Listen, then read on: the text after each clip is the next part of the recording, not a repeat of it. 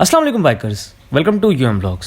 सो bikers, आज की हमारी वीडियो है होंडा CG125 स्पेशल एडिशन के ऊपर और आज हम रिव्यू करने जा रहे हैं होंडा CG125 SE का। इस रिव्यू के अंदर मैं इस बाइक की आपको प्राइस बताऊंगा, उसके अलावा इसके फ़ीचर्स क्या हैं, इसकी स्पेसिफिकेशंस क्या हैं, इस बाइक के अंदर चेंजेस क्या क्या आई हैं। क्योंकि ये 2023 मॉडल है तो 2022 मॉडल और 23 मॉडल का छोटा सा इसके अंदर कंपैरिजन भी कर लेंगे और देख लेंगे कि 2022 मॉडल में और 2023 मॉडल में चेंजेस क्या क्या आई हैं। अगर आपके पास 2022 मॉडल अवेलेबल है तो अगर आप यूज़ कर रहे हैं तो क्या आपको 2023 मॉडल पे शिफ्ट करना चाहिए पर नहीं करना चाहिए। तो आज हम इन सारी चीज़ों के बारे में बात करेंगे एंड मैं आपको प्राइस भी बताऊंगा। So bikers, let's start the video. So guys, first of all इस बाइक के मीटर से स्टार्ट करते हैं। तो इस बाइक का आप मीटर देख सकते हैं, इसके मीटर के अंदर सिर्फ RPM और स्पीडोमीटर इंस्टॉल्ड है और चेंजेस आपको कुछ भी नहीं मिल रही।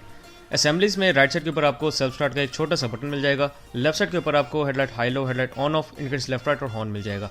और चेंजेस की अगर बात करें तो चेंजेस इसमें कुछ भी नहीं है, पुराने मॉडल जैसा ये सब कुछ। इसके बाद अगर हम हेडलाइट की तरफ आ जाएं तो हेडलाइट में आपको सिंपल बल्ब इंस्टॉल मिलेगा इस बाइक के अंदर। उसके बाद आप देख सकते हैं 2007 होंडा CD70 वाले इंडिकेटर्स हैं इस बाइक के अंदर। और अगर हम बात करें इस बाइक के शॉक्स की तो टेलीस्कोपिक फॉक्स बाइक के आपको फ्रंट शॉक्स मिल जाएंगे और इस बाइक का जो फ्रंट टायर है वो 2.50/18 का फ्रंट टायर है। 18 इंच के फ्रंट पे आपको स्पोक रिम्स मिल जाएंगे और इसके साथ साथ फ्रंट पे आपको ड्रम ब्रेक मिल जाएगी। फ्रंट से बाइक के अंदर कुछ भी चेंज नहीं है, फ्रंट से ओवरऑल सेम टू सेम है। अब अगर इस बाइक के टैंक की बात कर ली जाए तो इस बाइक का जो आपको टैंक मिल रहा है ये 9.2 लीटर्स का इस बाइक का टैंक है और 2 लीटर इस बाइक के अंदर आपको रिजर्व मिल जाता है। इस बाइक के अंदर जो आपको मेन चेंजिंग मिल रही है वो टैंक के अंदर ही है, जो कि हैं आपको न्यू ग्राफिक्स मिल रहे हैं। इस बाइक के न्यू ग्राफिक्स में आपको डिज़ाइन की चेंजिंग नहीं मिल रही, डिज़ाइन सेम टू सेम ही है। अगर आप कंपेयर करेंगे पुराने मॉडल के साथ तो आपको design almost same to same ही मिलेगा। जो चेंजेस आपको बेसिकली मिलेंगी वो सिर्फ कलर स्कीम की है। जो CG आपको लिखा हुआ मिल रहा है इसके अंदर वो ग्रीन कलर का कर दिया गया है बस, बाकी और ग्रीन कलर की आपको लाइन मिल रही है एक, इसके अलावा कोई चेंजिंग नहीं है। अगर हम बात करें इसकी पेट्रोल एवरेज की तो इस बाइक की पेट्रोल एवरेज आपको मिल जाती है 35 से 40 तक और ये नॉर्मल एवरेज है। कुछ लोगों को 45 प्लस में मिल जाती है, कुछ लोगों को 35 से डाउन भी मिलती है। अगर इसकी सीट की बात करें तो जिस तरह आपको होंडा CG125 की सीट मिल रही है ऑलमोस्ट वैसी ही इस बाइक की सीट है। अगर दोनों में फ़र्क की बात करें तो 19-20 का फ़र्क है बस दोनों की सीट में। इस बाइक की जो सीट है ये स्लाइटली कंफर्टेबल लगती है आपको, बस ये फ़र्क है। इसके बाद अगर इंजन की बात कर ली जाए तो इस बाइक का जो इंजन है ये 4 stroke single cylinder overhead valve engine है। ओवरहेड वाल्व होने के साथ साथ इसकी जो आपको डिस्प्लेसमेंट मिल रही है वो है 124.1 cubic centimetre. Overhead valve engine है जिसकी वजह से ये बाइक वाइब्रेशंस प्रोड्यूस करता है, ज़्यादा वाइब्रेशंस प्रोड्यूस करता है, तो आप इस बाइक के ऊपर बहुत कंफर्टेबल नहीं रहते। इसके अलावा अगर हम बात करें इसके बोर की तो 56.5 mm इस बाइक का बोर है और 49.5 mm इस बाइक का स्ट्रोक है। इस बाइक की जो आपको कंप्रेशन रेशो मिल रही है वो 9.0:1 है। इसके साथ साथ इसकी जो आपको ट्रांसमिशन मिल रही है इसमें आपको 5 वे ट्रांसमिशन इंस्टॉल मिल रहा है और बाइक के अंदर तमाम गियर्स आगे की तरफ लगते हैं। इस बाइक के अंदर आपको कोई रिटर्न शिफ्ट वाला सिस्टम नहीं मिल रहा। इसके साथ साथ अगर हम बात करें इसके स्टार्टर सिस्टम की तो बाइक के अंदर आपको सेल्फ स्टार्ट और किक स्टार्ट दोनों इंस्टॉल मिल रहे हैं। अगर हम बात करें इस बाइक की स्पीड की तो इस बाइक के अंदर आपको जो स्पीड मिलती है वो 110 से 112 के दरमियान ही है। इससे ज़्यादा मैंने वैसे नहीं देखी किसी की स्पीड, लेकिन जो लोगों ने टच किया है वो 110 से 112 तक है। और अगर हम बात करें इस बाइक की पिकअप की तो पिकअप इस बाइक की बहुत अच्छी है। जिस तरह आपको होंडा 125 की पिकअप मिलती है उससे थोड़ी सी डाउन पिकअप आप कह सकते हैं इस बाइक की आपको लगेगी, क्योंकि इस बाइक का वेट ज़्यादा है। वेट ज़्यादा होने की वजह से आपको इस बाइक की पिकअप थोड़ी सी कम लगती है। इस बाइक का मैं वेट भी आपको बताता हूँ कितना है। और अगर हम इस बाइक के फ्यूल सिस्टम की बात करें तो इस बाइक के अंदर आपको सिंपल कार्बोरेटर इंस्टॉल मिल रहा है, इसमें कोई बटरफ्लाई वाला सिस्टम नहीं है। इसके बाद अगर हम इस बाइक के साइड पे आ जाएं तो इस बाइक के अंदर आप देख सकते हैं कि साइड चेन कवर जो इसका है वो फुल चेन कवर है और क्वालिटी वाइज भी बहुत अच्छा है। अगर हम बात करें इस बाइक के शॉक्स की तो इस बाइक के जो आपको शॉक्स मिल रहे हैं बैक पर वो स्विंग आर्म शॉक्स हैं।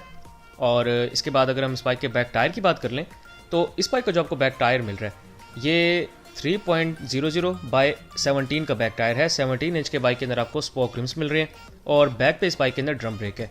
ड्रम ब्रेक की इफेक्टिवनेस आपको होंडा 125 से ज़्यादा मिल रही है। अगर हम बात करें बैकलाइट की तो बैकलाइट से आप देख सकते हैं कि बैकलाइट इसकी चेंज नहीं की गई, बाकी आपको इंडिकेटर्स भी नज़र आ रहे हैं। उसके साथ साथ इसके अगर बैक मडगार्ड की बात करें तो हार्ड प्लास्टिक का इसका बैक मडगार्ड है। और इसके सिलेंसर की अगर बात कर ली जाए तो ब्लैक पाउडर कोटेड इस बाइक का सिलेंसर है और इसके ऊपर क्रोम प्लेट इंस्टॉल्ड है। साउंड में कोई चेंज नहीं की गई, बाकी आपको सब कुछ सेम टू सेम मिलेगा। इसके बाद अगर हम बात करें बाइक की डायमेंशंस की, तो डायमेंशंस में इस बाइक की अगर लेंथ की बात करें तो 1912 mm इस बाइक की लेंथ है। इस बाइक की विड्थ है 727 mm, बाइक की हाइट है 1029 mm। इस बाइक की सीट हाइट आपको मिल रही है 765 mm, बाइक की ग्राउंड क्लियरेंस है 133 mm। व्हील बेस की अगर हम बात करें तो 1212 मतलब 1212 mm इस बाइक की व्हील बेस है। और इस बाइक का जो वेट है वो है 108 kg। 108 kg आपको इस बाइक का वेट मिल रहा है। जो आपको सिंपल होंडा CJ125 मिलता है उसका है 100 किलो वेट। 100 किलो फील नहीं होता क्योंकि जो क्वालिटी है वो डाउन कर दी गई है और बाइक ज़्यादा हल्का फील होता है पुराने मॉडल से, लेकिन 100 किलो इसका वेट है अकॉर्डिंग टू द स्पेसिफिकेशंस।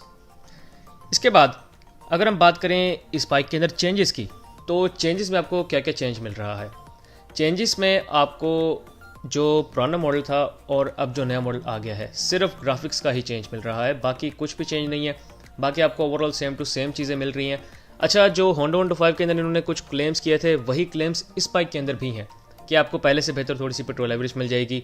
उसके अलावा हमने थोड़े से इंजन को इम्प्रूव किया है। जो इंजन के अंदर चेंजेस, जो इंजन के अंदर बेसिकली मसले आ रहे थे वो हमने ख़त्म किए हैं। तो ये सारी क्लेम्स होंडा ने की हैं इस बाइक के अंदर भी और सिंपल होंडा 125 के अंदर भी। तो अब ये बेसिकली टेस्ट करने वाली बात है। जो बंदे इस बाइक को ख़रीदेंगे वही बता सकते हैं कि क्या वाकई इस बाइक के अंदर जो पहले मसले आ रहे थे वो अब आ रहे हैं या फिर नहीं आ रहे। और इसकी पहचान भी बेसिकली उन लोगों को होगी जिन्होंने पुराना चलाया होगा और अब उन्होंने नया परचेज़ किया है, तो वो बेसिक बता सकेंगे कि नया मॉडल ख़रीदने के बाद इस बाइक के अंदर वो मसले ख़त्म हुए हैं या फिर नहीं हुए।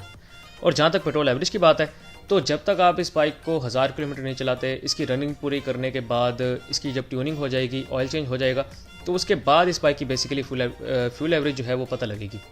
और फिर पता लगेगा कि क्या वाकई इसकी फ्यूल एवरेज बेहतर हुई है या फिर नहीं हुई।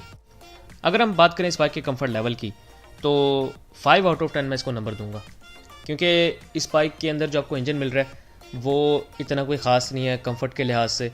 उसके साथ साथ आपको शॉक्स भी कोई इतने ख़ास नहीं मिल रहे और सीट जो है वो भी इतनी बेहतर नहीं है। तो कंफर्ट वाइज ये बाइक इतना बेहतर नहीं है। लेकिन अगर आप कंफर्ट वाइज इस बाइक को कंपेयर करते हैं सिंपल होंडा 125 के साथ, तो सिंपल होंडा 125 के मुकाबले में आपको ये थोड़ा सा कंफर्टेबल लगेगा। उसकी रीज़न यही है कि सीट का एक फ़र्क आ जाता है थोड़ा सा, और उसके साथ साथ ये बाइक हाई स्पीड के अंदर, क्योंकि इसके अंदर 5वां गियर इंस्टॉल्ड है, तो हाई स्पीड के अंदर ये ज़्यादा कंफर्टेबल रहता है। जबकि होंडा 125 जब आप सिंपल इतनी स्पीड में चलाएंगे तो वो आपको ज़्यादा वाइब्रेशंस प्रोड्यूस करके देगा। ये फ़र्क है।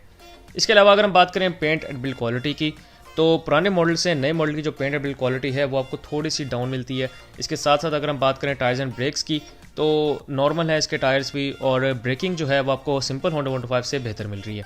रोड ग्रिप की बात करें तो रोड ग्रिप नॉर्मल है। गियर बॉक्स की बात करें तो गियर बॉक्स बाइक का थोड़ा सा हार्ड है, इसका सीटिंग पोस्चर बहुत अच्छा है। इसके साथ साथ बाइक की पार्ट्स अवेलेबिलिटी भी है। और पार्ट्स की कॉस्ट की बात करें तो पार्ट्स की कॉस्ट में सिंपल होंडा 125 और होंडा 125 SE के अंदर इतना कोई ख़ास फ़र्क नहीं है। मैकेनिक्स दोनों के आपको अवेलेबल मिल जाएंगे। और अगर हम बात करें इस बाइक की प्राइस की, तो इस बाइक की जो होंडा प्राइस डिमांड कर रहा है वो है 2,10,900 रुपये। 2,10,900 रुपीज़ इस बाइक की प्राइस है जो कि होंडा डिमांड कर रहा है।